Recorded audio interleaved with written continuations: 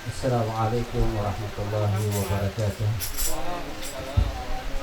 Alhamdulillah, alhamdulillah rabbil alamin, nahmaduhu wa nasta'inuhu wa nastaghfiruh wa na'udzu billahi min shururi anfusina wa sayyiati a'malina. Man yahdihillahu fala mudilla lahu wa man yudlil fala hadiya lahu. Asyhadu an la ilaha illallah wahdahu la syarika lahu wa asyhadu anna sayyidina Muhammadan 'abduhu wa rasuluhu la nabiyya wa la rasula ba'dahu. اللهم صل وسلم على سيدنا محمد الفاتح لما أغلق الخاتم لما سبق ناصر الحق بالحق والهادي إلى صراطك المستقيم وعلى آله وصحبه حق قدره ومقداره العظيم ومن سار على سنته واتبع إلى ملته إلى يوم الدين وعلينا معهم وفيهم برحمتك يا أرحم الراحمين. سبحانك لا علم لنا إلا ما علمتنا إنك أنت العليم الحكيم فتب علينا إنك أنت التواب الرحيم. رب اشرح لي صدري ويسر لي أمري واحلل عقدة من لساني يفقه قولي وسد لساني واهد قلبي بحق النبي وآله وصحبه. اللهم يا من مقاليد الأمور كلها بيده وإليه يرد الأمر كله يا فتاه يا عليم افتح علي فتحا قريبا يا فتاح يا عليم يا فتاه يا عليم. أما بعد، نوينا التعلم وتعليم والنفع والانتفاع وتذكر وتذكير وإفادة والاستفادة والحث على التمسك بكتاب الله وسنة رسول الله صلى الله عليه وسلم ودعاء إلى الهدى ودلالة على الخير ابتغاء وجه الله مرضاته وثوابه وقربه سبحانه وتعالى وإدخال السرور بقلب الحبيب صلى الله عليه وسلم وقلوب المؤمنين والمؤمنات والمسلمين والمسلمات يا رب العالمين. Hadirin yang dimuliakan oleh Allah Subhanahu wa taala, alhamdulillah syukurillah kita telah diberikan taufik oleh Allah Subhanahu wa taala untuk menghadiri majelis ini di tempat ini, yang mana Sahibul Bait menginginkan tema pada kali ini yaitu berkenaan tentang fadilah bagi mereka yang penghafal Al-Quran dan juga fadilah daripada sholawat dan salam kepada Sayyidul Akwan. Yang mana kalau andai kata secara global kita temukan begitu banyaknya perkataan dari para alim ulama bagi mereka yang hafizul Quran, mereka keutamaannya insya Allah tak kala mereka membacanya, tak kala mereka menghafalkannya, hanya mengharapkan ridha Allah Subhanahu wa taala, maka insya Allah kelak tak kala mereka masuk ke alam kubur, mereka tidak akan hancur daripada jasad mereka karena dijaga oleh Allah Subhanahu wa taala. Tetapi yang perlu kita sadari, yang perlu kita ketahui juga, sekarang banyak sekali tempat-tempat seperti muassasah atau ma'ahid, yayasan-yayasan, pondok pesantren yang mana berlabelkan daripada tempat untuk menghafalkan Al-Quran. Selama tempat tersebut tidak berbasiskan ahli sunnah wal jamaah, yang kita khawatirkan keluar daripada tempat-tempat tersebut adalah sebagai new khawarij, orang-orang yang mana jauh sekali sudut pandangnya akan manhaj daripada aslafuna sampai terus kepada Nabi kita Muhammad sallallahu alaihi wasallam. Tapi alhamdulillah wa syukurillah, tempat ini alhamdulillah insyaallah yang mana kelak insyaallah akan dibangun daripada tempat sebagai tahfidzul Quran, menghafalkan Al-Quran. Dan banyak sekali kitab-kitab kita lihat di sini aja ada merupakan kitab hisab yang berasal daripada Lirboyo ya. Ini subhanallah, mereka adalah berbasis ahli sunnah wal jamaah. Maka sangat bagus apabila kita memasukkan anak-anak kita yang mana tahfidzul Quran itu berbasis ahli sunnah wal jamaah. Karena apa? Kalau kita melihat dari dalam sejarah, kalau kita melihat apa yang terjadi antara perdebatan Sayyidina Ali bin Abi Thalib karramallahu wajhah dengan seorang yang berpandangan jauh dan dia telah keluar daripada barisannya Sayyidina Ali bin Abi Thalib, yaitu Abdurrahman Al-Muljami, yang mana dia pada saat pidato Sayyidina Ali bin Abi Thalib, dia tidak suka akan apa yang telah dikatakan oleh Sayyidina Ali bin Abi Thalib. Bahkan dia ingin menggulingkan daripada semacam kudeta, daripada kekhalifahan yang ada pada Sayyidina Ali bin Abi Thalib. Sehingga dia mengatakan pada pertengahannya kalamnya Sayyidina Ali bin Abi Thalib, dia mengatakan la hukma illa billah. Maksudnya tidak ada hukum, la hukma illa billah. Tidak ada hukum melainkan dari Allah Subhanahu wa taala. Seolah-olah apa yang dia ucapkan memang benar apa adanya. Benar apa adanya. Memang tidak ada hukum melainkan daripada hukum Allah Subhanahu wa taala. Tetapi dikatakan oleh Sayyidina Ali bin Abi Thalib, kalamu haqqin yuradu biha batil. Ucapannya benar, tetapi yang dia inginkan adalah kebatilan. Karena apa?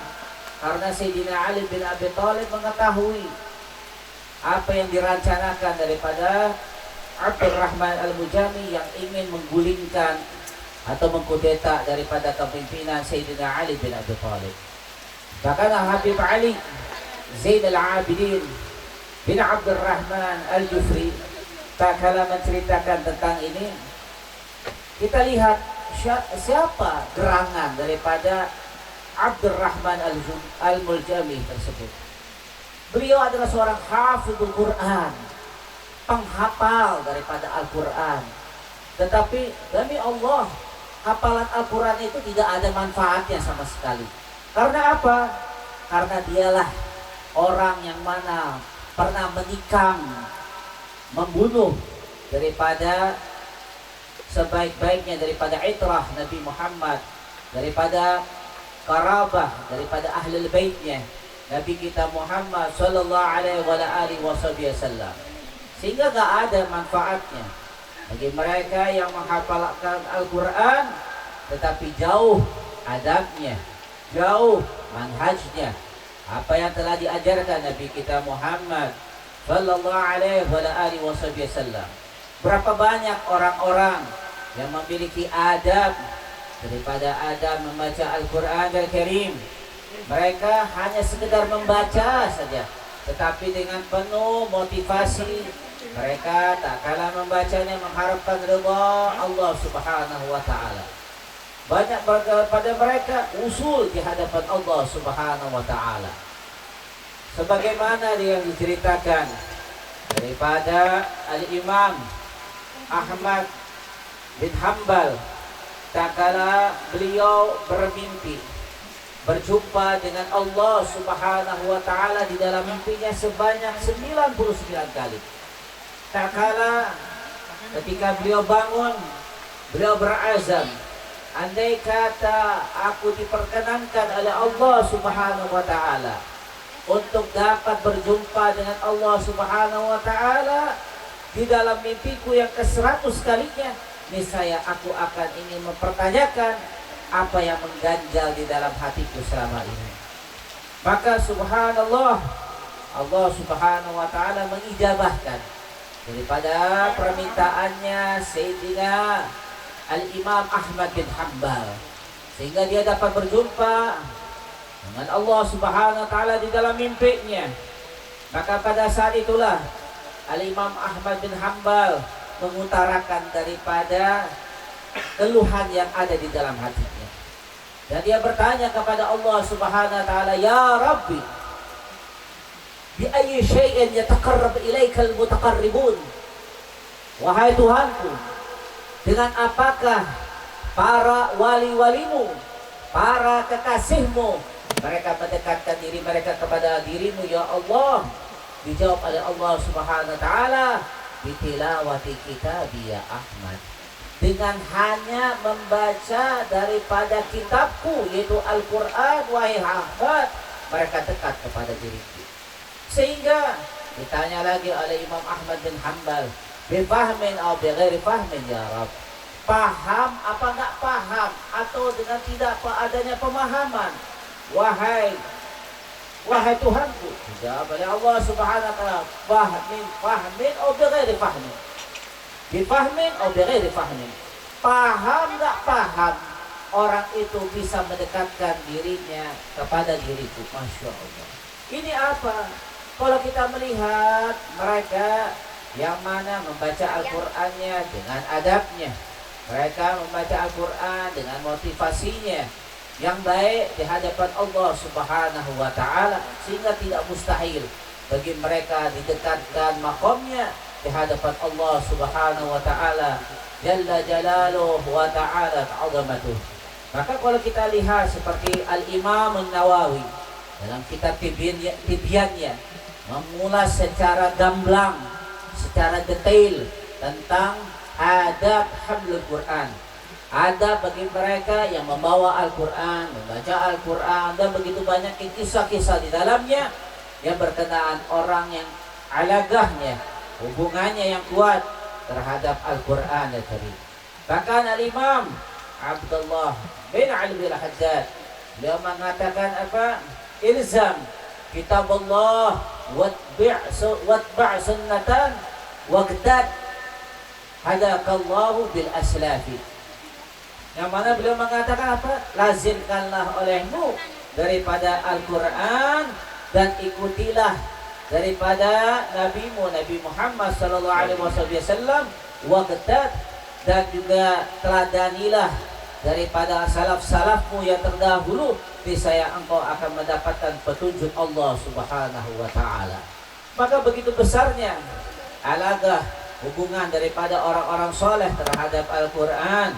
Maka alhamdulillah wa syukurillah, yang mana Ustaz Hasan mengharapkan daripada kehadiran kita dan harapan beliau ingin membuka daripada tempat tahfidzul Quran ini adalah merupakan motivasi yang baik. Insya Allah dengan fondasi yang baik, dengan niat yang baik, insya Allah dapat terwujud dengan kemudahan taufik dari Allah Subhanahu wa taala. Yang kedua tentang masalah fadilah tentang salawat. Ini fadilah salawat Nabi Muhammad SAW begitu banyak, ya. Tidak ada suatu amalan yang lebih mustajab, yang lebih cepat, yang lebih barakah, yang lebih mulia, melebihi daripada amalan daripada salawat kepada Nabi Muhammad sallallahu alaihi wasallam. Bahkan Syekh Muhammad Nawawi Al-Bantani dalam kitab Bahjatul Wasail Syarhul Masail, beliau menjelaskan orang yang bersalawat kepada Nabi Muhammad walaupun biqasdi riya, walaupun tujuannya riya sekalipun, dapat diterima amalannya oleh Allah Subhanahu wa taala. Bagaimana bagi mereka yang dengan ikhlasnya? Bagaimana bagi mereka yang dengan kerinduannya? Bagaimana bagi mereka dengan kecintaannya? Tak kala mereka bersalawat dan salam kepada Nabi kita Muhammad sallallahu alaihi wasallam. Di dalam kitab Al-Badi' Al-Qaulul Badi' karangan Al-Imam As-Sakhawi dijelaskan begitu banyaknya keutamaan bagi mereka yang mau bersalawat dan salam kepada Nabi Muhammad sallallahu alaihi wasallam. Tentunya di dalam kitab yang sama, kitab Bahjatul Wasail, ditemukan adanya 11 syafaat. Ya, begitu banyaknya syafaat, itu 11 insyaallah, ada 11 syafaat yang semuanya itu adalah keutamaannya diantaranya bagi mereka yang memperbanyak sholawat dan salam kepada Nabi Muhammad sallallahu alaihi wasallam. Mereka lah juga diantaranya mendapatkan prioritas, mendapatkan daripada keutamaan dan didahulukan daripada syafaatnya Nabi kita Muhammad sallallahu alaihi wasallam. Orang yang paling banyak kedudukannya dan dekat kepada Nabi Muhammad SAW dalam satu hadis, aqrabu minni manzilatan yaumil qiyamah man aktsara alayya shalah. Orang yang paling dekat manzilahnya, orang yang paling dekat kedudukannya dengan diriku di yaumil qiyamah adalah orang yang paling banyak bersalawat kepada diriku. Bahkan dalam satu hadis yang lainnya, dalam riwayat yang lainnya, ahasidukum akhlaqa, orang yang paling baik akhlaknya daripada diri kalian adalah orang yang juga dekat manzilahnya, kedudukannya kelak pada Nabi kita Muhammad sallallahu alaihi wasallam. Maka Sayyidul Walid Al-Habib Umar bin Muhammad bin Salim bin Hafidh hafizahullah wa ra'ah, yang mana beliau mengatakan orang yang paling banyak salawatnya mau nggak mau akan berubah dia punya watak, yang mana wataknya buruk insyaallah lambat laun akan menjadi watak yang baik karena dia gemar bersalawat dan salam kepada Nabi kita Muhammad sallallahu alaihi wasallam. Maka dengan sendirinya tak kalah baik daripada akhlaknya, maka juga dekat hubungannya dengan Nabi Muhammad sallallahu alaihi wasallam. Maka insyaallah kita berharap pada Allah Subhanahu wa taala dengan dua keutamaan ini daripada Al-Qur'an Al-Karim dan salat kepada Nabi Muhammad sallallahu alaihi wasallam, insyaallah mengikat daripada hubungan kita dengan Al-Quran, mengikat hubungan kita dengan Sayyidil Aqwan dimanapun dan kapanpun kita berada, insyaallah dalam naungan Al-Quran Al-Karim dan juga syafaat Nabi Muhammad sallallahu alaihi wasallam, memberkahi kita dengan Al-Quran, diterangi rumah kita dengan Al-Quran, diterangi daripada hati kita dengan memperbanyak daripada bacaan Al-Quran, karena barometer orang yang bersih yang dikatakan daripada kakak senior saya yaitu Al-Habib Hasan bin Ismail Al-Muhdar. Beliau mengatakan apa sih barometer orang yang hatinya bersih itu? Gampangnya apa? Katanya beliau orang yang senang membaca Al-Quran dan tidak merasa bosan membaca Al-Quran.